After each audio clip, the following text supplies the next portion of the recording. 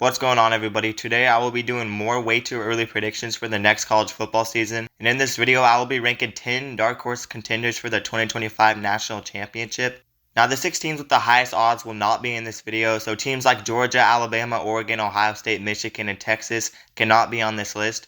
But outside of those 6 teams, I will pick 10 teams who could possibly win the national championship in 2025. But before I do get into this video, let me remind you guys to like the video, but also subscribe to the channel and turn on notifications so you never miss an upload.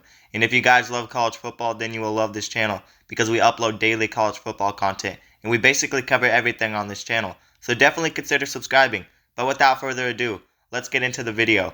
And real quick, I just wanted to let you guys know I had Arizona on this list before, but they recently lost their head coach and they also lost a bunch of players, and their future is not looking great, so they won't be on this list anymore. But I did replace them with another Big 12 team, and at number 10 I have Utah. Look, I highly doubt Utah will win a national championship, and a lot of these teams on this list probably will not win a natty, but you never know, and these are dark horse contenders that most likely won't win a natty, but teams that could shock a lot of people and possibly get close. And like I said, you never know. Because who actually expected TCU to make the national championship? Or how about Washington to make the national championship? College football is just sometimes full of surprises. Anything can happen, and that's why I'm doing this video.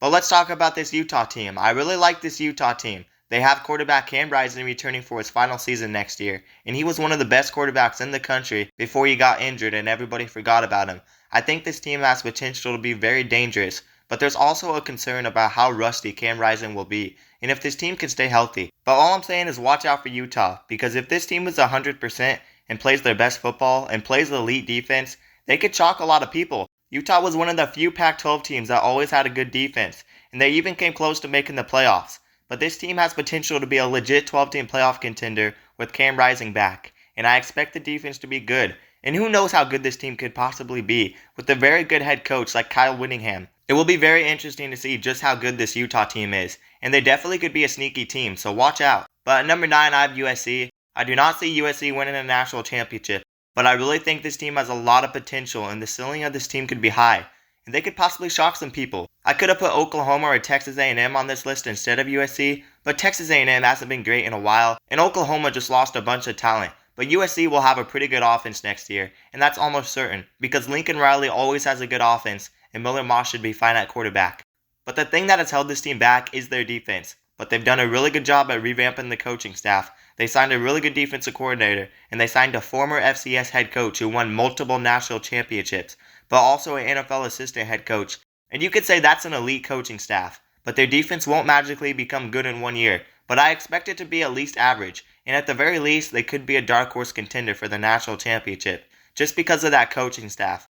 But also because there's so much talent on this USC roster as well, and they've also done a solid job at picking up players in the transfer portal, and their defense seems to be the main focus going into next season. And maybe Lincoln Riley is finally building towards having a good defense that can compete at a high level. But like I said, it's still very unlikely for USC to win a national championship or even make the playoffs, but you never know.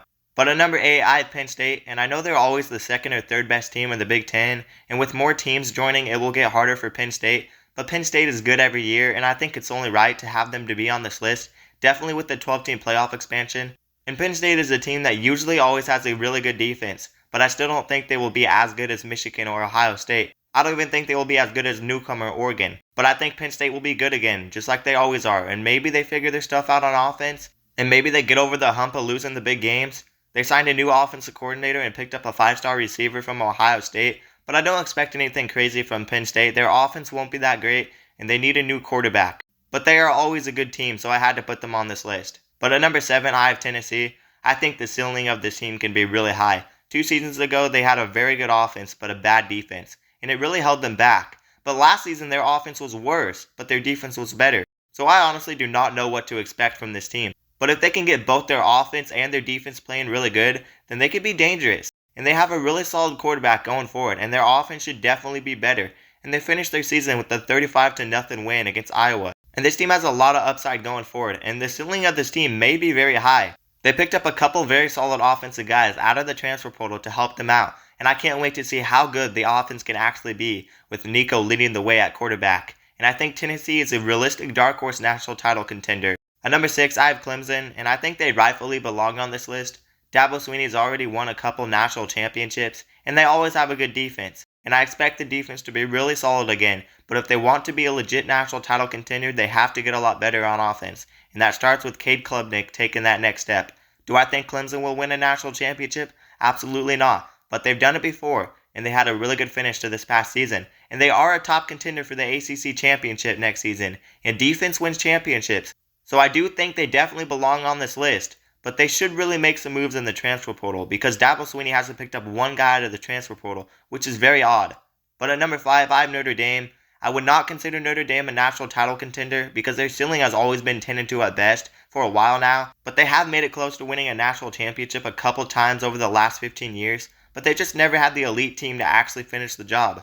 But they should at least be a dark horse contender for next season, and I think they have a really underrated head coach who is young and still with a lot more to learn. And Notre Dame has done a good job in the transfer portal at picking up some guys to help them out. One guy that stands out is quarterback Riley Leonard. I don't know if Notre Dame will be a lot better, but they have potential, and they will have somewhat of a new look offense with 3 new wide receivers and a new quarterback. And the defense should be really good in the secondary again, and I only expect them to get better with the talent that they're returning and the coaching staff that they have. So watch out for Notre Dame. And they could possibly make the playoffs pretty easily being an independent school, so it will be very interesting to see. But at number 4, I have Missouri. I think Notre Dame could be better than Missouri, but I also think Missouri has a higher ceiling. They already proved they were really good this season, and they only lost 2 games and competed with Georgia, but they will have tougher competition in the new look SEC to help them get better. And Missouri is a team to watch out for because they are a team on the rise, and they got their number 1 quarterback and their number 1 receiver returning. And their defense should be decent again, despite losing a lot of talent on that side of the ball. But similar to Notre Dame, I like the head coach Missouri has, and they should be a dark horse national title contender, and they could be one of those teams out of the SEC to make the playoffs next season. But at number 3, I have LSU.